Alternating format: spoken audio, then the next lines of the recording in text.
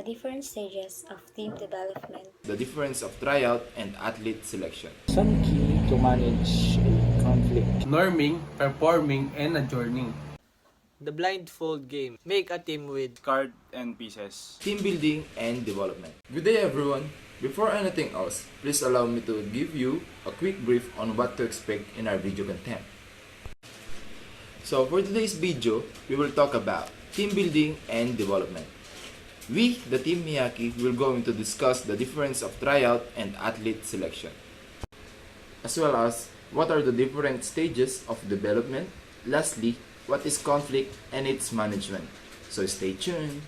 So before we distinguish the difference of tryout and athlete selection, let us first define what is tryout.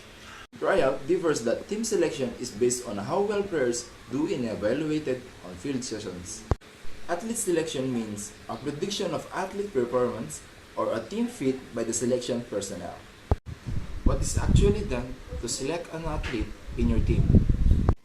These are the key themes of athlete selection. The first one is selection procedure processes, and the other one is athlete selection criteria, and also selection methods, and lastly, post-selection issues. So let's jump into the main purpose of this video, tryout versus athlete selection.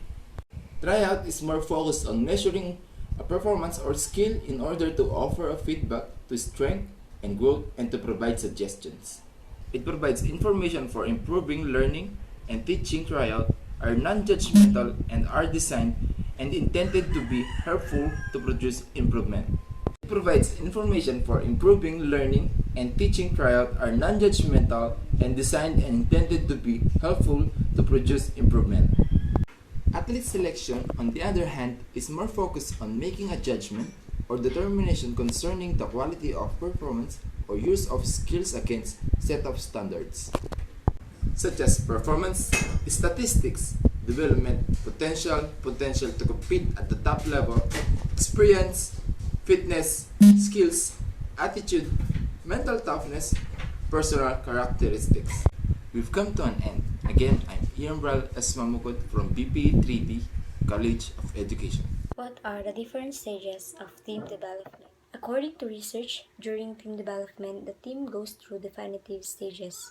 So, according to Bruce Tagman, he identified a 5 stages development process that the best team follows to become high performing. These stages are forming, storming, norming, performing, and adjourning. I am going to discuss the first 2 stages, which are the forming stage and the storming stage. Forming stage, it involves a period of orientation and getting acquainted. It is the stage that's like a first day of class, which means your uncertainty is high. You don't know yet what will happen next. You are asking, what am I expecting? What does the team offer me? Or what is expected of me? So this is the stage of getting to know each other. The next one is a storming stage. This stage is the most difficult and critical stage to pass through. This is the time where conflict arises, since in a team, there will always a misunderstanding sometimes, because having problems in a team is inevitable. There are team members may disagree on a team goals because sometimes there are team members having strong personality.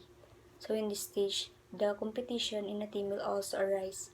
Team members compete with each other for status and acceptance of their own ideas, since they have their own different opinions that may cause conflict within the team. Hi, my name is Saich. For this video, I'm going to discuss norming, performing, and adjourning. Norming, in this stage, assigning of roles and responsibilities are highlighted to prevent competition within the team.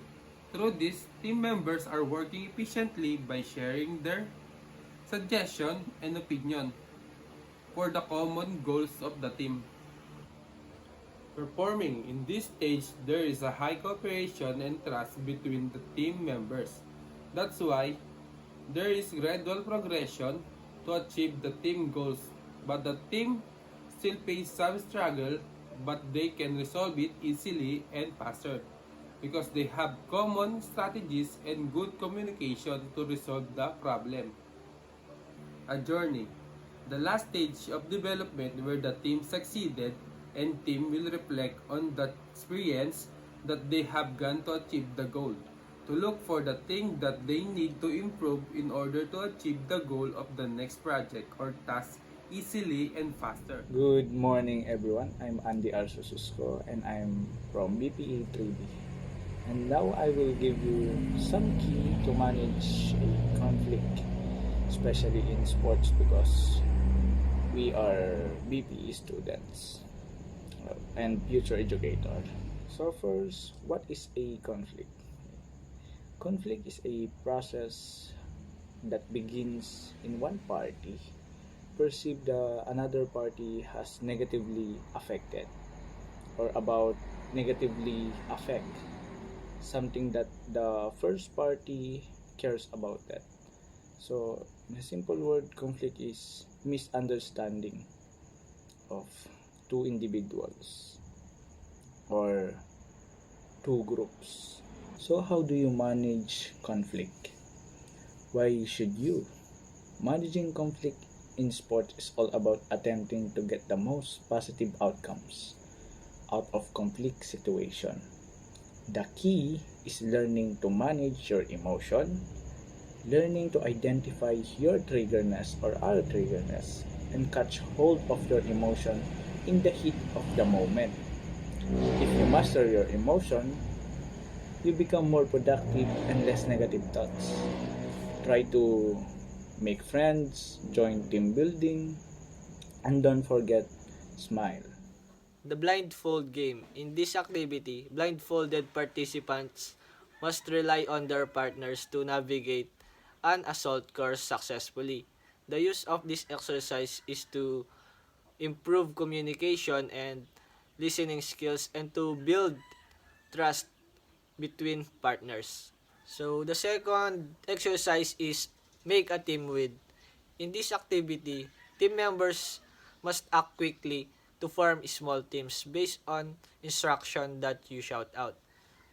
So the use of this exercise is strengthen communication skills. It also teaches members how to think on their feet. So, exercise number 3. This is card and pieces. In this activity, team members trade pieces of playing card to put together to complete the cards. So, the use of this exercise is to show to the team members others' perspective skills.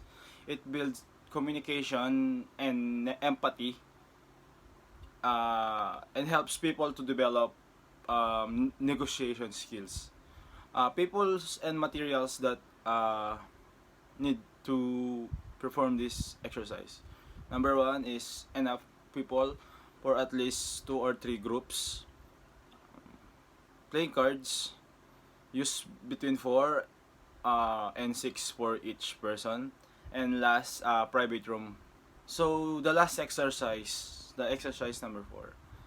This is an activity that encourage participants to communicate how they feel about a subject. People get into pairs and one member talks about his or her opinions.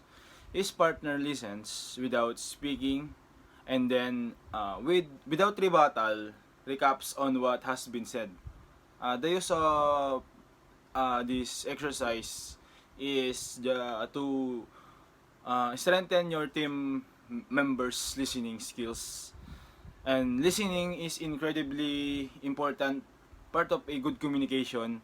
And in that skills, it important part of good communication. The people and materials that need to perform these exercises. An even number of team members. Number 2, 8 index card for each team of 2. And lastly, a private room also. So that's the 4 examples of team building and exercises. Thank you.